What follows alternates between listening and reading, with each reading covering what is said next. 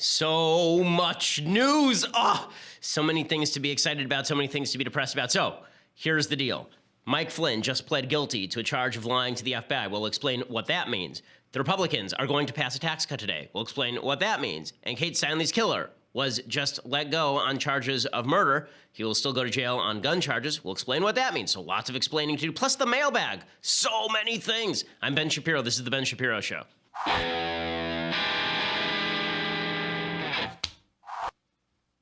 Well, some days are like drinking from a fire hose, and this is that day. There are just too many big news stories happening all at once, and I'm sure that by the end of the show, another big news story will have broken, destroying the rest of the structure of the show. But before we get to any of the big news, and it is really big news today, first I want to say thank you to our sponsors over at Birch Gold. If all of this makes you feel just a little unsettled, if all of this makes you feel like perhaps you want some solidity in your life, you should have some of your money in precious metals. Everyone's portfolio, at least part of it, should be in precious metals. The people to go to for that are the folks over at Birch Gold. Thanks to a little-known IRS tax law, you can even move your IRA or eligible 401k into an IRA backed by physical gold and silver, which is perfect for people who want to ensure that their hard-earned retirement savings are protected from either inflation or any stock market crashes that may be to come. They have a long-standing track record over at Birch Gold of continued success, thousands of satisfied clients, countless five-star reviews, and A-plus rating with the Better Business Bureau. Contact our friends over at Birch Gold Group right now to request a free 16-page information kit on physical precious metals. To get that kit, go over to www.birchgold.com/Ben. That's birchgold.com/Ben. That lets them know that we sent you. And make sure you ask all your questions. Make sure that you get all your answers. And then when you're ready to invest in precious metals, Birch Gold, those are the people to talk to about it. birchgold.com/Ben. So, okay, here we go. So the breaking news from this morning, just before the show, is that the FBI has basically now made clear that Mike Flynn lied to them. So Mike Flynn just pled guilty to a charge of lying to the FBI. What did he lie to the FBI about? Apparently he lied to the FBI because he had been speaking with the Russian ambassador, Sergei Kislyak, in order to convince Kislyak to lay off of backlash against the United States after the Obama administration in its waning days, as retaliation for supposed Russian election interference, put new sanctions on the Russians. And you recall that Putin didn't respond to that, and there was speculation that was because Flynn had reached out to Putin and told him, don't do it, things are going to change come January 20th. I said at the time, I don't see what is particularly wrong with that. He was a transition official. It was already pretty clear he was going to be part of the administration. There's no real violation of law there, so what's the big deal? The fact, though, that he was allowed to plead on only the charge with regard to lying to the FBI suggests to me that he is about to flip on the Trump administration, and that suspicion has now been confirmed. The reason I say that this is pretty clearly a plea deal that minimizes what Flynn did is because there have been reports coming out of the Mueller probe that they were investigating Flynn for having made a deal with the Turkish government to kidnap a guy who's a Turkish dissenter from the United States and send him back to Turkey. They've been paid hundreds of thousands of dollars by the Turkish government. In other words, it looks like there were more serious charges on the table, and in exchange for those charges going away, Flynn took this much lesser charge in order to get this thing over with. So according to ABC News, here's what they are saying. They are now saying that Flynn had resisted flipping on other members of the administration for months, given his close ties with the Trump administration, but he apparently felt abandoned by the administration in recent weeks, thanks to mounting legal debts and plans to sell his house to help defray costs, according to ABC News. This is one of the big problems, seriously, one of the big problems with with special counsel investigations. Everyone is forced to lawyer up. Lawyers are incredibly expensive. If you are just a normal person, you can't afford the lawyering up that it costs to fight people like Robert Mueller, and there was no one there to pick up the cost for Mike Flynn. So in order to defray those costs, he's apparently cutting a deal with the Mueller investigation. Brian Ross on ABC News Special Report is reporting that Flynn has promised, quote, full cooperation to the Mueller team and is prepared to testify that as a candidate, Donald Trump, quote, directed him to make contact with the Russians. Now, the people on the left are going nuts. Clearly, we're almost there. We're almost there, gang. This means that Mike Flynn is going to testify that Donald Trump told him to coordinate campaign activities with the Russians, and that's why Hillary Clinton lost the election.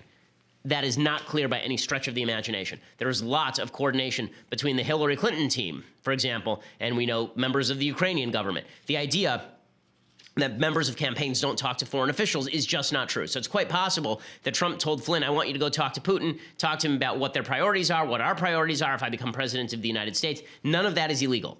None of that is illegal. The only thing that would be illegal is presumably if there was actually conspiracy, an exchange of information that would be designed to subvert the United States election, and there are actual conspiracy laws, then you'd have to see if they violate them legally, and that's a little bit difficult to prove. Collusion is not a crime. In other words, even if collusion occurred, that might be grounds for the political crime of impeachment, that would require impeachment, but it's not grounds for any actual crime that has been committed. Right? Collusion is not a crime. There is no statute on collusion. It's a vague term of art. So this does not get all the way toward proving anything about Trump. We still have to see what Flynn has to say. Now, there are two possibilities here. One is that Flynn is actually going to say some stuff that's really damaging about the president. In favor of this possibility is the reality that Mueller cut a deal with Flynn that basically let Flynn almost entirely off the hook for all of these other charges. So why would you cut such a deal that was generous to Flynn? Because Flynn's about to give you a bunch of good stuff. Right? Think of your godfather. Right? Frank Pantangeli is going to get off the hook so long as he testifies against Michael Corleone. Okay, the reason that you're going to downgrade charges is because you're trying to get Flynn to actually give you valuable information. If you don't believe Flynn has valuable information, you don't cut a deal with him at all. You just send him to jail. So that's cutting in favor of that. There's also the possibility, however, that the special counsel is charging Flynn on the lying to the FBI charge because what he is hoping is that now he's going to be able to go after other members of the Trump administration for the same thing. That there will be a sort of domino effect that he's sort of fishing. That what he's doing here is he's going to nail Flynn on the lying to the FBI charge, get him to plead out on that, and then they're going to go back and talk to some other folks who have talked to the FBI, I think in the administration. That includes, I think Kushner has talked to the FBI. I think there's several other members of the administration who have talked to the FBI. The possibility exists that they will try to have Flynn testify against those people and then try and get those people on charges of lying to the FBI and try and flip this upward, right? Create a domino effect, and maybe one of those people flips on the president and finally spills the beans about the president. But that is not the same thing as Flynn himself is directly going to implicate the president in any sort of criminal activity. So it's a little early for all of the speculation that's going on. It is not clear by any stretch of the imagination that all of this is going to bring down the president of the United States. There is a lot of I think unbased speculation from both sides. People on the right going, "There's a big nothing," right? They didn't charge him with anything, and people on the left going, "They've charged him with something. We're about to get Trump. President Pence is coming." I don't know that any of this is going to be true. So we just don't know enough yet. We do know that something more is happening in the investigation than we thought was happening yesterday. Reuters, by the way, ABC is saying that candidate Trump ordered him to make contact with the Russians. That's what ABC is reporting. Reuters is reporting that Flynn is saying that the transition team ordered him to make contact with the Russians. If it's the transition team, that has nothing to do with the campaign. So it's hard even to imagine what the crime would be at that point. The transition team ordering Flynn to talk with the Russians, like, who cares? Unless we're just going to round up a bunch of people unjustly. And this is something that special counsels have done in the past. You recall that it was special counsel, I believe it was Patrick Fitzgerald, who went after Scooter Libby. Scooter Libby was working for the president of the United States. He was an American lawyer, former advisor to VP Dick Cheney. And you recall that he actually ended up in jail, and he was pardoned by President Trump, or his sentence was commuted, more specifically, by President Bush, because Scooter Libby had apparently fibbed to the FBI, but there was no underlying crime. So they got Scooter Libby for fibbing to the FBI, or obstruction of justice, but he had not actually done anything wrong. There was no underlying crime. Nothing criminal had taken place. He hadn't done it. Nobody in the administration had done it. Basically, remember, that was about Valerie Plame. The situation in that particular case was that Valerie Plame was a covert CIA agent. She was in Washington. She was not really like in the field. And there was a leak about her identity after Joe Wilson, her husband, suggested that the Bush administration had lied about yellow cake from Niger being sold to the Iraqi regime. And the person who actually ended up doing it, I believe, was Richard Armitage. That was the person who had ended up leaking it was not, in fact, Scooter Libby. It was Richard Armitage. But Libby had apparently fibbed to the FBI in the process of the investigation, and they decided to go after Libby instead. It was really a bunch of nonsense. They went after him just because they felt like going after him. And that's why President Bush ended up commuting his sentence. He really should have pardoned him. In this particular case, it could be something very similar. We just don't know at this point. So anybody who's telling you it's all over, we know what the story is, Trump is going down, don't believe them at this point. There's just not enough information on that yet for that to be the case. We don't know what Mike Flynn is going to tell the FBI, or what he has told the FBI at this point. So we're going to find out. We're going to find out. By the way, it is worth noting also, the White House says that they have no comment on this at this point, which is the proper stance. In the middle of a legal proceeding, the last thing you want to do is start going out and mouthing off. Mike Flynn had made comments in 2016. It's going to get played all over the news today, that if he did a tenth of what Hillary Clinton had done, he would be in jail today. There's a real possibility that is true, by the way, that he really did not do much here, and that he could end up in jail anyway, just because this is the way that political prosecutions go. We're saying that because if a guy who knows this business, if I did a tenth a tenth of what she did, I would be in jail today. So, crooked Hillary Clinton, leave this race now. So I'm not saying it's a political prosecution. I don't know. You don't know. Nobody knows. So don't buy all the speculation that's going on today. It's time to hold judgment in abeyance until you actually have more information. Okay, so that is big story number one. Big story number two is that Kate Steinle's killer was acquitted yesterday on charges of murder. The facts of the case, I want to give you the entire facts of the case so that you know what the jury may or may not have been doing. So let's begin with what exactly happened. Sarah Rumpf has a very good piece over at Red State talking about what exactly happened in this case. So you recall that during the campaign, the Kate Steinle case came up over and over. Beautiful young woman who was killed on a San Francisco pier by an illegal immigrant. The illegal immigrant had a gun that had been stolen from a federal agent's car, I guess, and the gun had been fired. The guy admitted to killing the girl. The only question was, did he do it, was it an accident, or did he do it on purpose, or was it criminal negligence? So he was charged with second-degree murder. The jury also could have found for involuntary manslaughter. That was on the table as well. It seems to me that second-degree murder was too high a charge, and that involuntary manslaughter seems like the situation that best fits the evidence. This may be a case, to give the best gloss on the jury, this may be a case where the jury was basically thrown off by the prosecutors failing to press the charges properly. That's a possibility here. And I'll explain why in just a second. So here is what is undisputed. On July 1st, 2015, Kate Steinle was fatally struck in the back by a single bullet as she walked on Pier 14 with her father to view the San Francisco Bay. Jose Inés Garcia Zarate was a Mexican citizen illegally in the United States, and he fired the gun that killed Steinle. So first of all, for political reasons, it doesn't matter whether the guy was convicted or not. This guy should not have been in the United States. He had been deported, I believe, 5 times before for 7 separate crimes. If the man had been a citizen in the state of California, he probably would have already been in jail for life, because there's a 3 strikes law in the state of California. Mostly it involves violent crime, not drug offenses. But the idea that he would have been out on the street is absurd. He would not have been out on the street if he'd been convicted of a bunch of different felony drug offenses. He would be in jail right now. He would not be out on the street if he were a citizen. So he actually had the special privilege of being deported, then recrossing the border, coming back, and then, you recall, he was picked up on a drug charge by the local authorities. The feds found out about it. They asked the local authorities to hold him so they could come get him. And because San Francisco is a sanctuary city, he was then released into the general population as well, where he got a hold of this gun and killed Kate Steinle. Now, was this a murder or was this an involuntary manslaughter, I think is an open question. It's pretty clear to me that this was an involuntary manslaughter. I'll explain to you why in just a second. I'll give you all the legal breakdown, putting on my lawyer hat. But first, I want to say thank you to our sponsors over at the USCCA. So, according to the U.S. Department of Justice, over 34,000 carjackings happen every single year. Do you know how to protect yourself and your family? Do you know when it's actually legal to draw a gun? Well, the self-defense experts at the USCCA created a free video series to show you exactly what to do during a deadly carjacking, but it's only free for a limited time. Don't be a victim. It's great. It gives you all the information that you need. Go to defendmyfamilynow.com for 100% free instant access. That's defendmyfamilynow.com for 100% free instant access. The training videos show you how to use cover, how to get your gun on target, how to turn the tables on any attacker in under 2 seconds. You'll need more than basic skills that you've learned at the range if you actually want to be able to defend yourself. That's why you need to go over to my friends at USCCA and get the training you need. Take advantage of the free training. It's free, but only for now. So go to defendmyfamilynow.com for 100% free access. 100% free access, defendmyfamilynow.com. This ends really soon, so do it now, defendmyfamilynow.com. Alrighty, so here is the case for the defense. So basically, what happened is that this piece of garbage illegal immigrant, and he's not a piece of garbage because he's an illegal immigrant. He's a piece of garbage who is an illegal immigrant. He was walking around on the pier, and he has the gun. The defense says that he found the gun on the pier. Okay, this is like the lamest excuse ever. How many times have you been walking around and just find a gun lying around? You're walking around and boom, look, there's a gun. Okay, it never happens. And the idea that this happens in San Francisco on a regular basis is insane. San Francisco has some of the tightest gun laws in the nation. So he says that he's walking around, he finds a gun, he picks it up, he goes, a gun. He picks it up, and then magically the gun just goes off.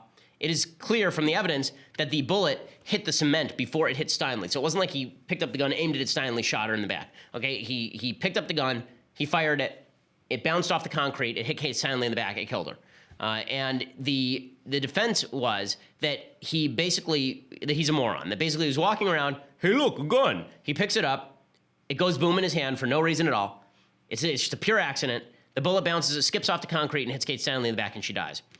The problem with this particular theory is severalfold. One, the gun had been missing for 4 days from a federal agent's car. Somehow it just winds up in the hands of this illegal immigrant. Criminal, repeat criminal. It's just magic. It was like a normal person who found it on the boardwalk over at the San Francisco Pier. It wasn't me, it wasn't you. It was an illegal immigrant who's been deported 5 times. Right? Just magically. Amazing how that works. He picks it up. They question him, and during the questioning, he says that he was trying to fire it at the seals. That he saw a seal out there, or a sea lion, and he was trying to fire it at a sea lion, and then his story changed, and he said that it fired by accident. According to the San Francisco Chronicle, defense lawyers said the shooting was an accident that happened when Garcia Zarate, who had a history of drug crimes but no record of violence, found the gun wrapped in a T-shirt or cloth under his seat on the pier just seconds before it discharged in his hands. Because that's what I do. When I see like a bundle of cloth under my seat at a public pier, I reach down and I start investigating, and if I find a gun, I go, "Ooh, a gun." Okay, Matt Gonzalez of the Public Defender's Office said his client had never handled a gun. Yes, I'm sure. And was scared by the noise, prompting him to fling the weapon into the bay. Okay, so number one, if you accidentally fire a gun, so apparently he says he was scared by the noise. It wasn't that he shot the woman and then thought that he would be convicted of it, and so he threw the evidence away into the bay. Instead, he took the gun and he threw it in the bay because he was scared by the noise. That's what I do. When my child scares me, when my child makes a really loud noise and we're by the ocean, I just take my kid and fling him in the ocean. Let me just tell you, this is something that normal people do on a regular basis. Oh my God, a car backfired. Let's drive it into the ocean. That's something that you're scared of the fight. Oh my God, a gun made noise? What is this? Boom, boom stick. Okay, during the trial, jurors watched video from Garcia Zarate's 4-hour police interrogation in which he offered varying statements about his actions on the pier. Number one, when someone constantly changes their story, that's a pretty good indicator they're not telling the truth. Okay, at one point, he said he had aimed at a sea animal. At another point, he said the gun had been under a rag that lay on the ground near the waterfront and that it fired when he stepped on it. Gonzalez said it was clear in the video. By the way, guns don't fire when you step on them. Just note to everybody, there are people who are saying that it was a Sig Sauer, and that this is a Sig Sauer with a quick trigger because it was basically set up for a federal agent who knows how to use it. It only had 4 pounds of trigger pressure. Okay, even if it only has 4 pounds of trigger pressure, you can't step on a gun and it fires. Okay, as a typical rule. It's extraordinarily rare. Like, something has to actually push on the trigger in order to make the gun fire. That's not how guns fire, unless the hammer was already cocked or something. Gonzalez said it was clear in the video that he did not fully understand what the officers were asking through an officer's Spanish translation. Well, that's sort of his problem. I mean, they're speaking Spanish to him. It's not like they're speaking English and he doesn't understand. Grainy surveillance footage taken by the camera, positioned a quarter mile away, showed that just before Garcia Zarate took a seat on the pier, a group of 6 people gathered at the spot. Gonzalez said it was possible those people had discarded the gun that killed Steinle. Yes, I'm sure that's what happened. 6 people just gathered and decided that instead of throwing the gun in the bay to discard the gun, which is 5 feet away, they decided what would be better. We need to get rid of this gun. You know what we'll do? We'll just leave it lying around. Best idea I've ever had. We're not going to take this gun, toss it in the bay. No. We're just going to leave it right here for some poor, unsuspecting illegal immigrant to find and randomly shoot a lady. Okay, so Steinle was not hit directly, but rather the bullet hit the concrete ground and ricocheted up to hit her. The gun was a Sig Sauer, had been stolen 4 days prior. The defense also presented evidence that the Sig Sauer has a propensity to accidentally fire. So it has a hair trigger in single action mode. Apparently, among well-trained users, it has a lengthy history of accidental discharges. Okay, accidental discharges does not mean that you have not acted with criminal negligence. If you pick up a gun and you point it anywhere near the vicinity of people and your hand is anywhere near the trigger, that does not count as a pure accident. Okay, a gun is a dangerous weapon. Everyone knows this. Okay, this is why you are taught when you buy a gun, when you train with a gun, you are taught never point the gun anywhere you are not willing to kill somebody. Never point the gun anywhere you're not willing to destroy. Never have your finger anywhere near the trigger if you don't mean to fire it. Okay, but the idea is that, again, this guy's a dunce, and he walks up, and he doesn't know what a gun is. It just looks like a fancy cheese cutter, and he picks it up, and then boom, it goes off in his hand because he never even touched the trigger. Okay, so they say that this is the defense presenting a reasonable doubt case, and they said he's a homeless illegal immigrant, unfamiliar with the gun, and that's why. Okay, so I think that what happened here, if you're trying to make the best case for the jury, is that there was a prosecutorial overreach. So they pushed hard for a first-degree murder verdict or a second-degree murder verdict, which suggests that you must have intent, right? That you have to have intent to have killed. Involuntary manslaughter does not require intent. So the prosecution in this case said that he was playing like a game of Russian roulette in his head and just shot the lady. That's weak. What they should have charged was involuntary manslaughter. They overcharged, which a lot of prosecutors do. They overcharged. What they should have done is charge involuntary manslaughter. Second-degree murder in California is willful but not deliberate. Like, for example, you fire a gun into a crowded room. You don't mean to kill any specific person, but you know there's a good possibility somebody is going to die. willful but not deliberate. Involuntary manslaughter in California, the standard is without malice, without intent to kill, with reckless disregard for human life. So the difference between involuntary manslaughter and excusable accident is participation in either an unlawful act not amounting to a felony, so that would be picking up an illegal gun, or a lawful act involving a high degree of risk of death or great bodily injury. That would involve picking up a gun and pointing it anywhere in the vicinity of people. And in fact, there's a law firm out here in California that has a defense law firm that has a very good rundown on this law. And the exact example they use of involuntary manslaughter is a woman who's in a fight with her husband, brandishing a gun at her husband. The gun accidentally goes off and kills her husband. Right? That falls under involuntary manslaughter. Okay, Jeff Sessions has a statement on this. Was clearly involuntary manslaughter. The jury could have found that. It's possible they decided to just throw out everything because the prosecutor didn't do their job. But whatever it is, this is an unjust verdict. The guy should be in prison for a very long time for at least involuntary manslaughter. And beyond that, the reason this is a political issue is because this bastard never should have been in the United States in the first place. He should not have been here. Now, President Trump, when he says we need a wall, the reason we need a wall is because it's not enough to just repeatedly deport people. You actually have to have some way of preventing them from recrossing into the country because you have sanctuary cities, you have places where these people can hide. You know, Trump should be making hay while the sun shines out of this because he is right. This is why Trump won. It's because of issues like the Kate Steinle issues I said last night on Fox News. Jeff Sessions, the Attorney General, issued a statement. The feds may bring charges of their own. Jeff Sessions said, when jurisdictions choose to return criminal aliens to the streets rather than turning them over to federal immigration authorities, they put the public safety at risk. San Francisco's decision to protect criminal aliens led to the preventable and heartbreaking death of Kate Steinle. While the state of California sought a murder charge for the man who caused Miss Steinle's death, a man who would not have been on the streets of San Francisco if the city simply honored an ICE detainer, the people ultimately convicted him of felon in possession of a firearm. So again, once you're a felon in possession of a firearm, if that firearm goes off and you kill somebody, it's pretty hard to see charging and convicting someone of felony possession of a firearm without also charging them with and convicting them of involuntary manslaughter in a case like this. The Department of Justice will continue to ensure that all jurisdictions place the safety and security of their communities above the convenience of criminal aliens. There should be blowback on sanctuary cities, and it shouldn't have to do anything with the verdict here. If the guy was convicted, there should still be blowback on sanctuary cities. So that's worthwhile noting as well. Okay, so that is big piece of news number 2.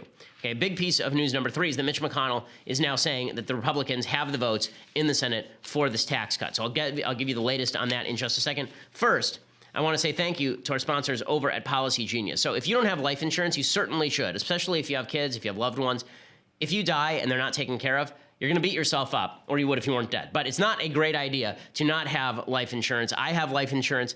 It is totally worthwhile, especially, again, if you're leaving loved ones behind. You want to make sure that you're insured.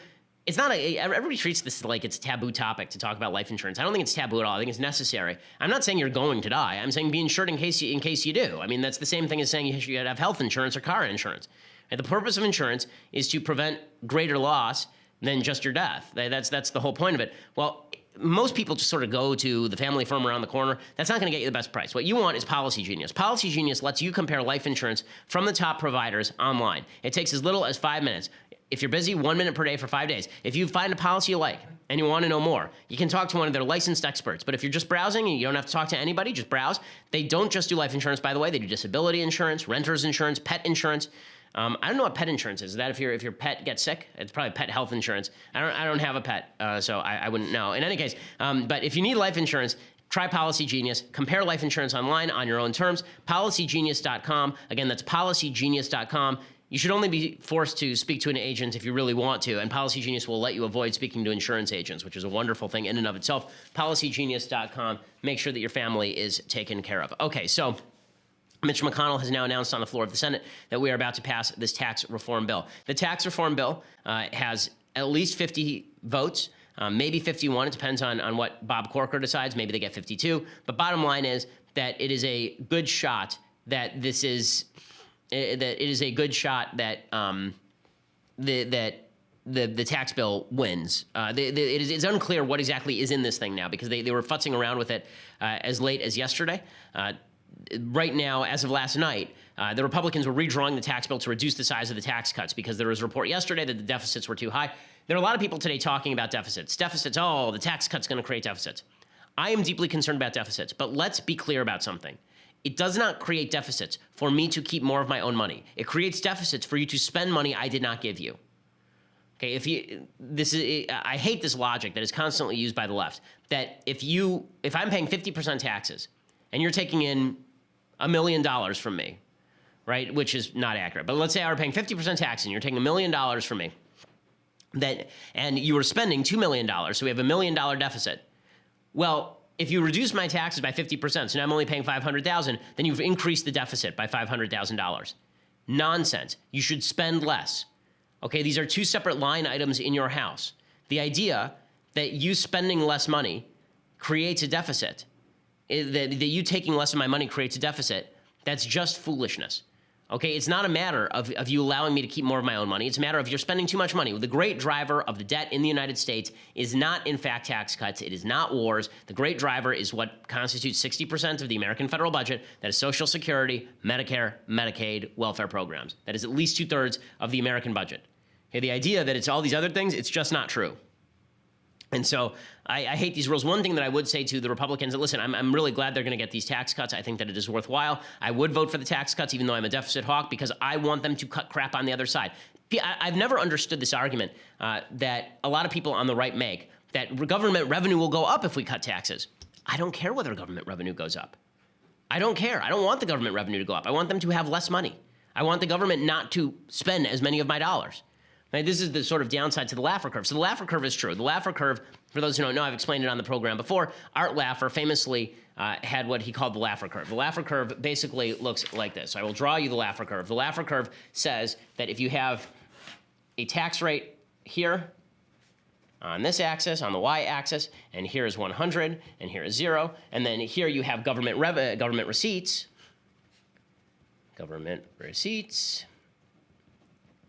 right? Then, and here again you have 0, and here you have 100, then what will happen is that as the tax rate goes up, you will see the government receipts go up, but there is a law of diminishing returns, right? And so the curve looks like this, right? The curve looks like that, if you tax at 0, the government receipts will be 0. If you tax at 100, the government receipts will be 0. The reason for that is because if you tax at 100, no one is going to bother making any money. They're all going to sit home. They're going to say, why would I work for the government? You're not paying me. Right, so that's what the Laffer curve says. So what the Laffer curve also says is that there is a point, let's say that you are here on the Laffer curve, let's say the tax rate is where this X is, that what you would be better off doing to increase government receipts is to actually lower the tax rate, right? You would actually be better off lowering the tax rate. That would be the idea. That when you lower the tax rate, that you would actually end up increasing the government receipts. I actually mixed up the axes here. This should be the government receipts, and this should be the tax rate. So the idea there is that if you want to increase government receipts, lower the tax rate if the taxes are too high. I don't care. I don't care. People say, well, you know, who says the tax rate's too high? Maybe we're perfect right now. Maybe it ought to be higher.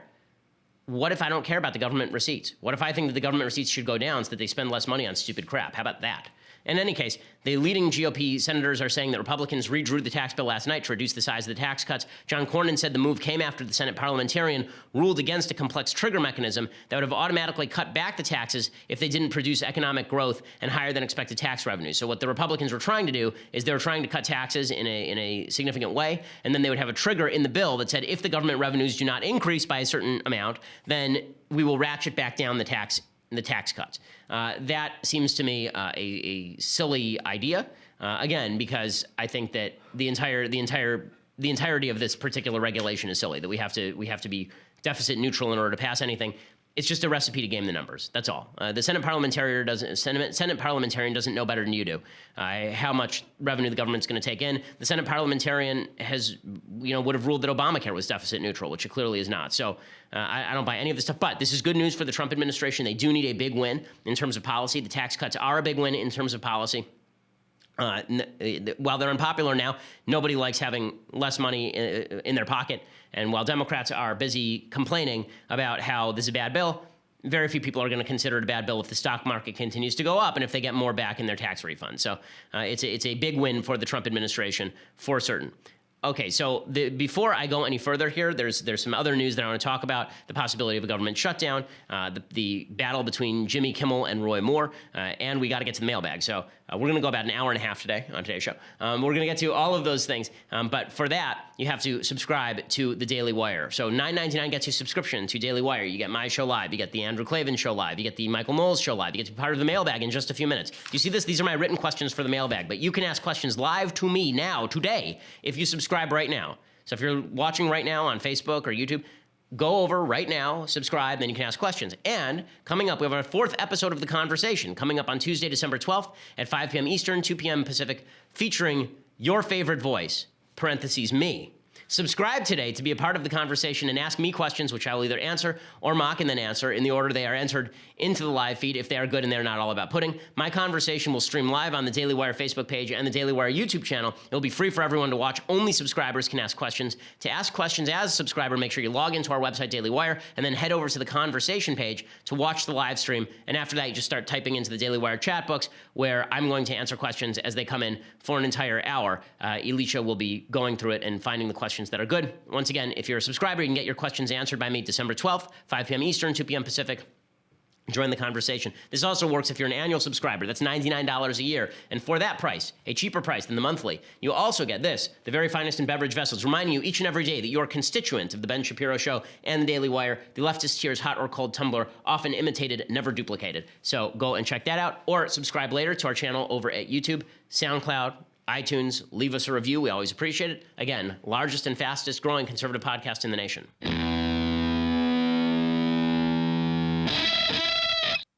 Alrighty, so here we are, and it looks like a government shutdown may be in the works. And this is a good government shutdown for President Trump. I said yesterday, I think that President Trump would win on a government shutdown issue with the Democrats, particularly after Steinle. He should be pushing for funding in the new government shutdown negotiations. He should basically be saying, I want funding for the wall in this bill, and if you don't give it to me, then I'm just not going to sign the funding bill. I'm not going to increase the debt ceiling. I'm not going to sign funding, and there'll be a shutdown. Because you guys are willing to obstruct so that we don't have any sort of physical barrier that prevent people from entering the country, as in the Kate Steinle case. Trump has the upper hand. He has the bully pulpit. He should be willing to use it. He should at least get some concessions from Democrats. If he does not, I will count that as a loss for the administration. Trump says the shutdown could be good for him. I don't think that that's wrong. I don't think that that's wrong. I mean, I think that everybody in the administration should stop leaking. Like, my God, folks, like, just stop it. But Trump is not wrong when he says that a government shutdown sometimes benefits the president. That was the logic that was used for Obama when Cruz was involved in a government shutdown.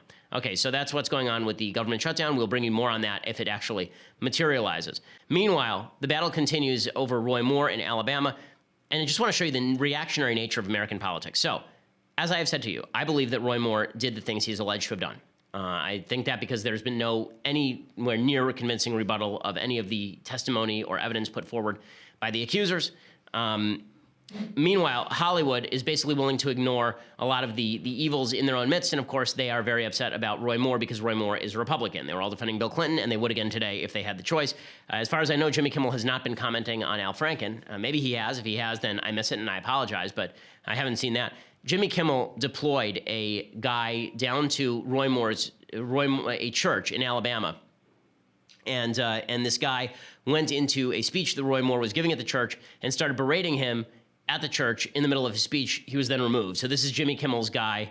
I can't remember the name of this fellow because I don't watch Jimmy's show, but I believe that his name was, let's see, Rich Barbieri, who's better known as Jake Bird. So here is a pretend Roy Moore superfan who's actually an employee of Jimmy Kimmel's. That's all. The entire town. All the girls are lying. Five statewide campaigns. Why would they lie? And 3 county-wide campaigns.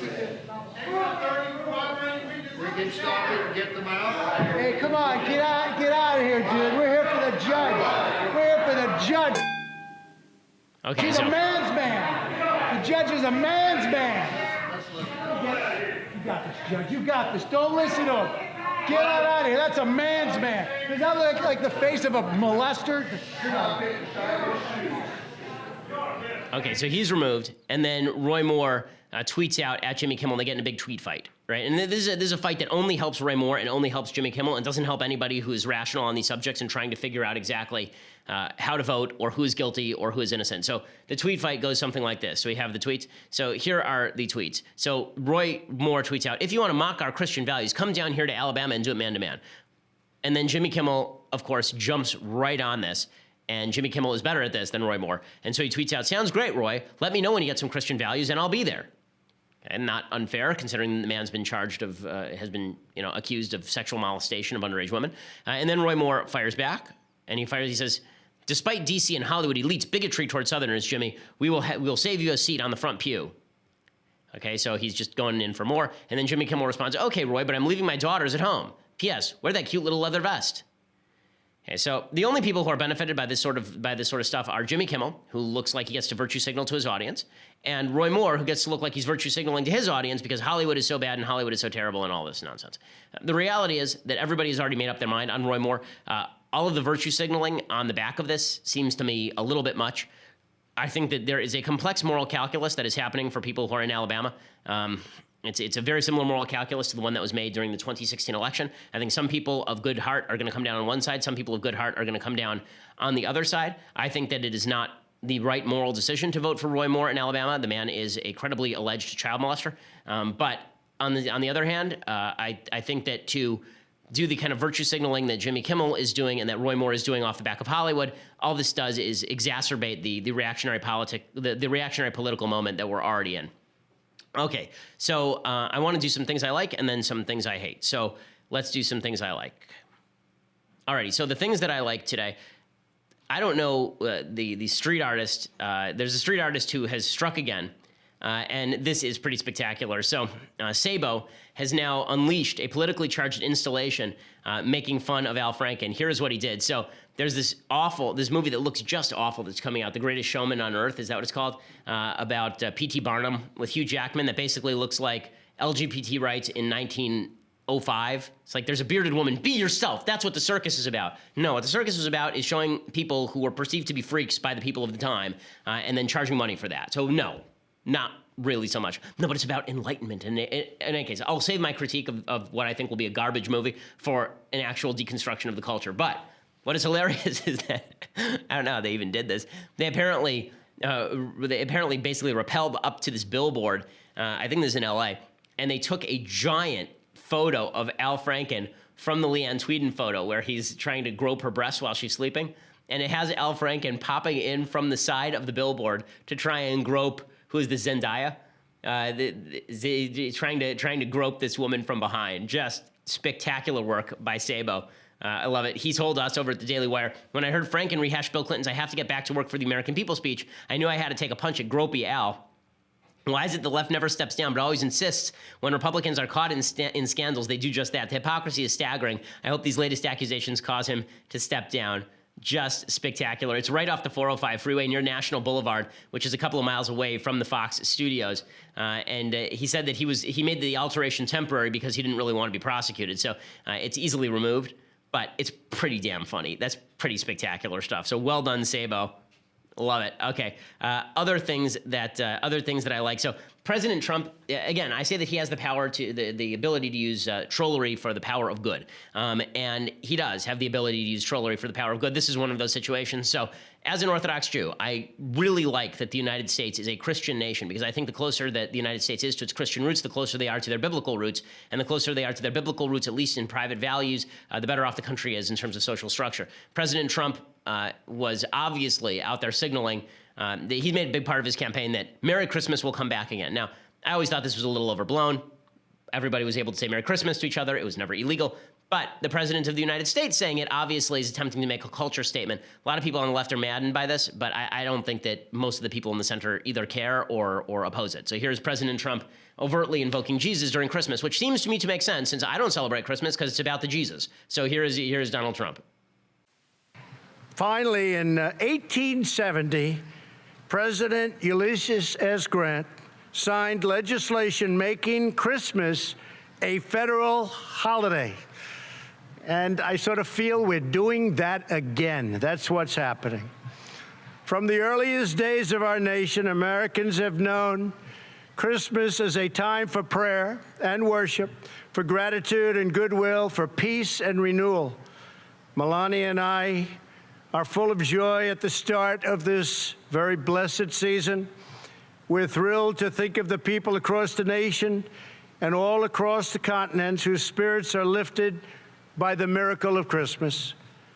For Christians, this is a holy season, the celebration of the birth of our Lord and Savior, Jesus Christ. Okay, so I'll be honest with you. I don't think that Trump knows anything about Christmas. Like, I don't think he's a deeply religious guy. He's never really given the indication that he is.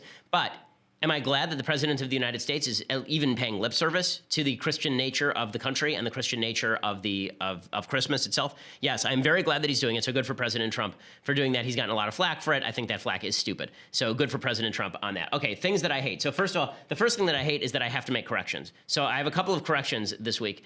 So number one, like an idiot, I suggested that the president didn't know much about the wind talkers because he doesn't. But then it turned out that I don't know much about the wind talkers either. So I have to apologize for getting that wrong. I suggest that the Navajo wind talkers had decoded German and Japanese messages. That, of course, is untrue. The Navajo wind talkers instead they spoke Navajo, and so they were used as basically message purveyors by the American government, and their language is so different from any other language on planet Earth, apparently, that the Japanese thought it was artificial. They didn't know how to decode it, and so they could convey messages that way. So that is a correction. I got a lot of emails on that. Thank you for by the way, folks, when you see that I do something wrong on the show, I don't mean like politically wrong, because I'm never politically wrong, but when I'm factually incorrect, please let me know, because I'm more than happy to make the correction, because I don't want to give bad information. Other information, I said that Theresa May was a member of the Brexit Party. What I meant by that was not that the Conservative Party in Britain supported Brexit. They didn't. David Cameron didn't. But Theresa May was, as I understand it, and correct me if I'm wrong, Theresa May was not opposed to Brexit, which is one of the reasons why she took the place of David Cameron when David Cameron stepped down. Okay. Let's just go directly to the mailbag, because I really hate corrections and I had to do them. So we're just going to the mailbag now. Okay, so Eric asks, "Hey Ben, I love your show. I'm a Mormon from a Mormon family. Strangely enough, I had to eat Thanksgiving dinner on the porch after arguing extensively about abortion. How can I help my family, close and extended, see the inconsistency of being pro-abortion and having a firm faith in God? Thank you." Well, I think that, I tend not to make the argument about abortion on the basis of God. I tend to make it on the basis of science, because I think that's more convincing. If you believe in the sanctity of human life, and I assume that they do, then you have to ask all the same questions that I often ask about abortion. What constitutes human life? Is human life breathing? Because there are plenty of people who are on an iron lung. Can you just unplug it? Is human life brain activity? Because when you are sleeping or when you're in a coma, your brain activity is minimal. And when you're a fetus, then you are developing brain activity. So you are going to come out of that. There will be brain activity, even if you believe that the initial cells don't have brain activity, which they don't. Is your standard something else as to what constitutes humanity? Well, you're going to have to explain why we can't kill adults. The bottom line is that once insemination has taken place, once the egg has been fertilized, once fertilization has taken place, then you have an incipient human life. Even if you don't wish to say that it has the same moral status as a full human being, it certainly has enough moral status that you don't get to kill it at will, because that is at the very least a potential human life, and therefore, that is not worth killing. I think that it's difficult to make the case it's not human life, frankly. Gregory says, "Dear Ben, I hear the argument from you that private businesses should have the right to not serve whomever they please, and that the free market would discourage the use of this policy to discriminate because people don't like racism and such. I agree. Does this position still hold in the time period directly after the abolition of slavery, when there is very little free market provision from discrimination? If yes, does this not prolong segregation?" So the answer is that the free markets of the North were significantly better at restricting the discrimination than the very restrictive markets of the South. Jim Crow laws came in and ensured they were specifically designed to prevent free market development of anti-discrimination. So I'm not saying that everybody is grand and everybody is great. I am saying that everybody does like money, and if they see money to be made, then they are going to appeal to populations that were otherwise marginalized. So that doesn't mean that in every situation there won't be private discrimination. I don't believe that. In the aftermath of slavery, of course there was going to be lots of private discrimination, but the federal government, because of that, the federal government wasn't even going to put anti-discrimination law into policy in the first place at that point. So the best you could do is free markets. Usually it's the government used the other way. Usually it's the government preventing anti-discrimination by actually forcing discrimination. Gina says, "I'm pretty involved in charity and outreach. Many are surprised to learn my political and conservative views. How can conservatives combat this and be seen more as a champion for the people?" Well, number one, I think that we have to actually do something that we all as religious people find kind of unpalatable and not really nice. Maimonides, when he talks about charity, says that charity, the highest form of charity is giving anonymously. But he says the highest form is giving somebody a job. The second highest form is giving anonymously. I think that is right, because you don't want to glorify yourself for doing something that you are obligated to do, right? Give charity religiously. But if conservatives don't make clear to people they're actually doing that, then people don't identify them as charitable. So we're actually going to have to brag on ourselves a little bit. We're actually going to have to say that we do give charity. We give lots more charity than people on the left do. This is a fact. Red states give lots more charity than blue states per capita. Religious people give lots more charity than non-religious people. So if you want to talk about how much we care about people, why don't you look to the people who are voluntarily signing checks as opposed to doing it at the point of a gun. Morgan says, Ben, as your children grow, do you plan on limiting their use of technology like tablets, iPads, etc.? Yes, they already, I mean, until she was 2, my daughter didn't watch television. My son doesn't watch TV. I limit her use of TV pretty significantly in terms of what she is allowed to watch. And I plan on doing the same with computers. I would want her to use computers in order to gather information, but smartphones, iPads, these have become distraction tools as opposed to learning tools. And so I think that I would much rather she read a book than be caught up in the social media on the internet. Like, for example, I wouldn't want my daughter to have a Facebook account until she was in her teens. Like, I just don't think children should have that stuff, or a Twitter account. Scott says, what is your stance on net neutrality given how the internet has become such an important part of how we learn? So I don't believe in net neutrality. I think I'd explained this a few days ago on the show, didn't I? I did a whole segment on net neutrality, I thought, where I discussed at length the idea that ISPs, basically net neutrality is the suggestion. It was only put into place in the last couple of years of the Obama administration. And before that, the internet was working just fine. Net neutrality is basically the suggestion that internet service providers have to supply traffic, supply all use of traffic the same price. So Netflix, which eats up an enormous amount of bandwidth, has to be charged the same as some schmo in his basement who is just loading up his blog. And it's also, net neutrality also says that all pages have to be loaded at the same speed. Well, the problem with that, of course, is that it benefits big corporations like Netflix over the little guy. The reality is that if you're taking up a huge share of the bandwidth, then you might there might be companies that say, you know, we will provide you a faster access, but you have to pay more money. It's not incumbent on internet service providers to be forced to be treated like public utilities. The way to think of it is that internet service providers are like the pipes, and the content of the internet is like water. So you can think of it in two ways. It's a public utility. Everybody should be able to turn on the tap at the same time and get the water, or that the pipe company should be able to charge you what they want, or charge the water company what it wants for the water moving through the pipes. The reason it's not quite like a pipe is because you can have multiple pipes, right? There are multiple internet service providers. One of the reasons that net neutrality has become such an issue is because of special deals with local governments by a lot of the internet service providers, so they're the only providers in their region. If there were open competition, you would actually see competition. Like for people, for example, who only use email but don't watch streaming video, right? Like older people who only want to watch TV but don't actually want to use Netflix or Hulu, they should be able to get the internet cheaper than people who want to be able to get Netflix and Hulu. Right? Or if you only want to get Netflix and Hulu and you don't use email, right? You just use text messages. You should be able to have these options. There's nothing wrong with any of this. This is why when people say it's a corporate giveaway to get rid of net neutrality, there are major corporations like Google and Netflix who basically want to prevent smaller companies from being able to take advantage of differential pricing on ISPs to compete with them. So it depends which corporations you're talking about. Google is a huge corporation, Facebook's a huge corporation, Twitter is a huge corporation. All of them are in favor of net neutrality because they're content providers. All the ISPs are in favor of getting rid of net neutrality. Bottom line is the internet was fine before anybody started messing with it. Net neutrality, the odd passion over net neutrality has always puzzled me. Moshe says, hi, Ben. Everyone appreciated when the North Korean soldier fled the regime and made his escape to freedom. Logistically, what is the difference between that soldier and Mexican citizens wanting to escape to a better life in America? Love the show. So as I've said before, I think people who are trying to escape horrible situations to come to a better life, I don't blame somebody for trying to jump the border. I've said this many times, and I've been very clear about this and pretty consistent on it. If I were living in Mexico, I'd also try to jump the border because America's an amazing place. Like if I had no other choice, but that does not mean that the United States has an obligation to take those people in. It doesn't. The U.S. gets to pick who gets to come into the country and who does not. The U.S. gets to do that. So it's not up to South Korea to say we must take in everyone from North Korea. Right? South Korea can say, no, we're going to put that person in some sort of temporary internment camp until we can figure out where they ought to immigrate to, for example. But the idea that everyone who is fleeing human rights violations has therefore a claim on your country is not true. Also, I would say that the Mexican government is not equivalent to the North Korean government anyway. There are lots of problems in Mexico, including drug cartels, but Mexico is not North Korea. North Korea is a giant prison state. There is no wall keeping Mexicans in. Okay, Damien says, I was talking about God with my friend. He said, since God is almighty, why would he test us by giving us free will? God is almighty, so he knows the future and would know the results of that free will test. What can I answer?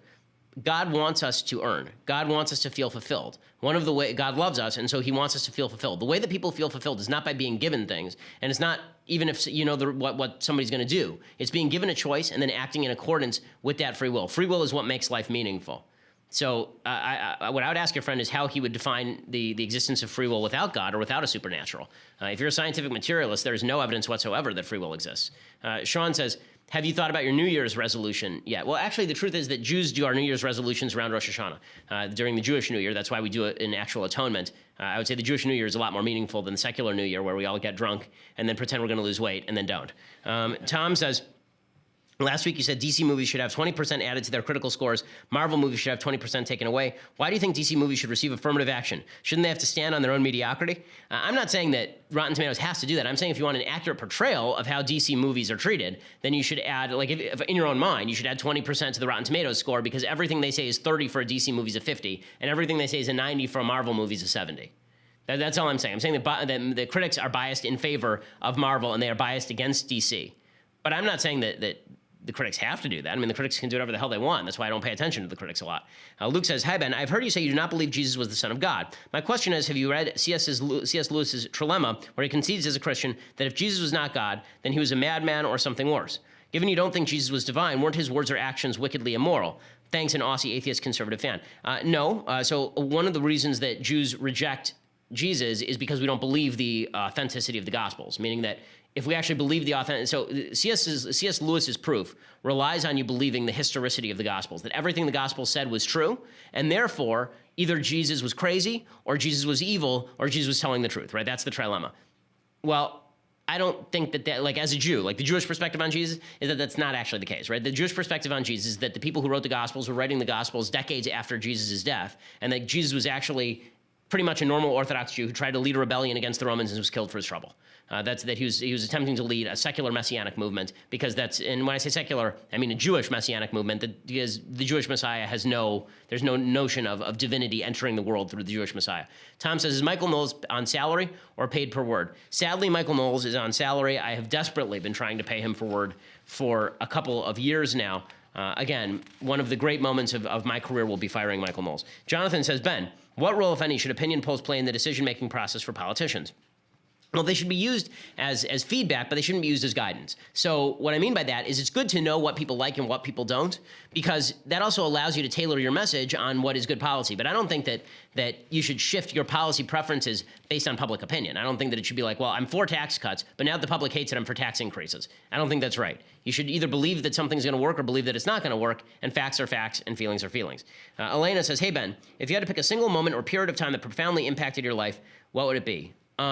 Well, I honestly believe I haven't been alive very long. I'm only 33. So I believe that there have been several, kind of key periods of my life.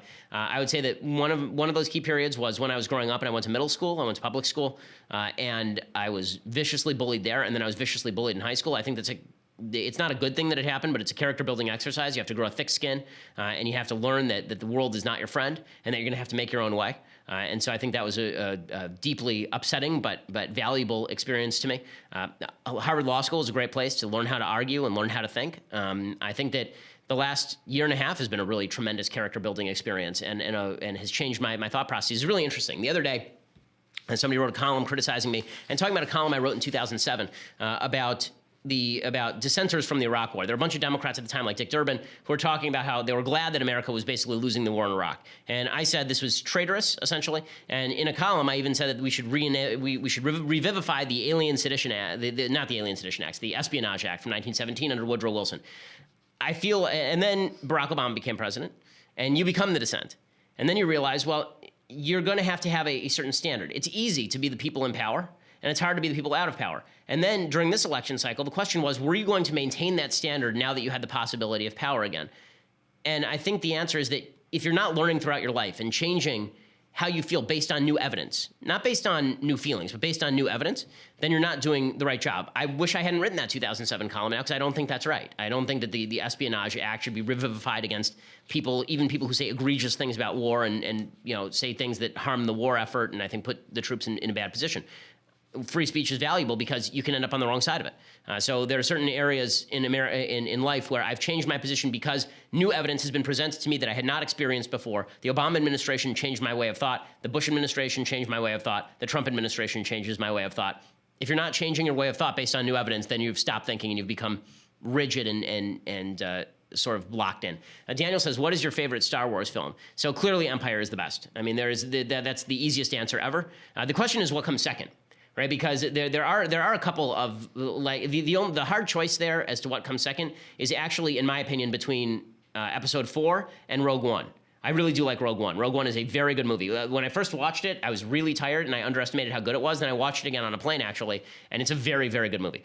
So I would still probably put Rogue One third. I'd probably still go Empire, Star Wars 1, Rogue One, Return of the Jedi. We were just discussing before the show, actually, how good is Return of the Jedi.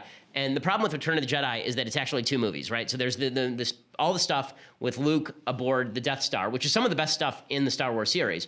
And then there's all of the stuff with the Ewoks. And you're like, what, why, who, when, where, wah, woo? And it doesn't make any sense. So so all the stuff aboard the Death Star is fantastic. If that had been the entirety of Return of the Jedi, then Return of the Jedi would be up there. It comes in fourth for me. So those are my top four. Brendan says, hey, Ben. I've recently been growing increasingly interested in listening to some classical music. Are there any pieces of work that you would recommend to someone that is just starting out? There's so many pieces that are great for people who are just starting out with classical music. A lot of them are cliched, so you want to actually listen to some stuff that I'd have to know sort of what music you like, believe it or not, in sort of the pop arena to know what music you would like in classical. But you would have to start, anybody would have to start with some Bach, start with Toccata and Fugue, which is very user-friendly. When I was younger, I really liked Dvorak's New World Symphony, which is really exciting and fun to listen to. Mozart's the overture for Don Giovanni and the last number for Don Giovanni the last aria in Don Giovanni, or second to last aria in Don Giovanni, where Don Giovanni is dragged to hell. Spoiler alert. That is a fantastic piece of classical music. Brahms' Second Piano Concerto is just great. Edvard Grieg is really user-friendly, and you'll recognize a lot of Grieg. Like Grieg is in the Hall of the Mountain King. You'll recognize it if you're old enough from the Ritz Crackers commercials, the cheese commercials, right? And so that's Grieg. So is the music that you always hear, the da da da da da da da da da. That's also Grieg. So a lot of very colorful classical music. Bizet, Carmen. There's so much great classical music. I'd start with the colorful stuff and then make your way toward the harder stuff. The mistake people make is they don't know anything. So they say, I'll start off with Beethoven's First Symphony. That's not even the good stuff. Beethoven's good stuff starts Beethoven 3, right? The Eroica. Okay, Bryce says, hey, Ben, love everything you do. I'm a huge supporter of capitalism, but I also don't seem to be very good at it. Fair. I'm still following the 3 rules, but I'm about to graduate college. It's clear I have bad skills when it comes to handling my money. Do you have any advice on how I could be better with money? And are there any resources you could point me toward in the advancement of my wealth management skills? I mean, first of all, I would find an actual wealth manager or somebody who can help you allocate your budget. So number one, I think Dave Ramsey does some good work on this. If you're really bad with handling money, you should not have a credit card. You should only have a debit card, right? You should only be able to take money out of your account that already exists. So all of your costs should be cash in hand, cash out of pocket.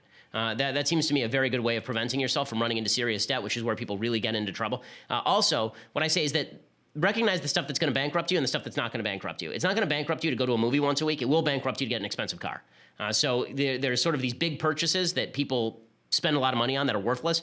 You're better off living a quote-unquote rich lifestyle by going to a movie once a week, which makes you feel rich and makes you feel involved in the world, as opposed to getting a nice car, which honestly is separated from like a mediocre car by 0.1% of enjoyment for most people. For some people who really love cars, I guess it's a big deal, but for me, it never was. Like I had a Mustang, I had a GT Mustang that I paid like $33,000 for when I got out of law school and I was making a lot of money at a law firm.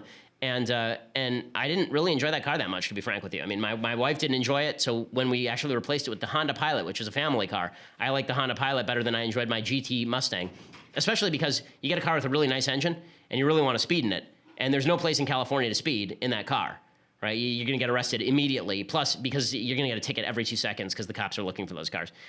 Kevin says, some time ago, a close family friend switched from being an obstetrician working at a hospital to being an obstetrician working for Planned Parenthood. No.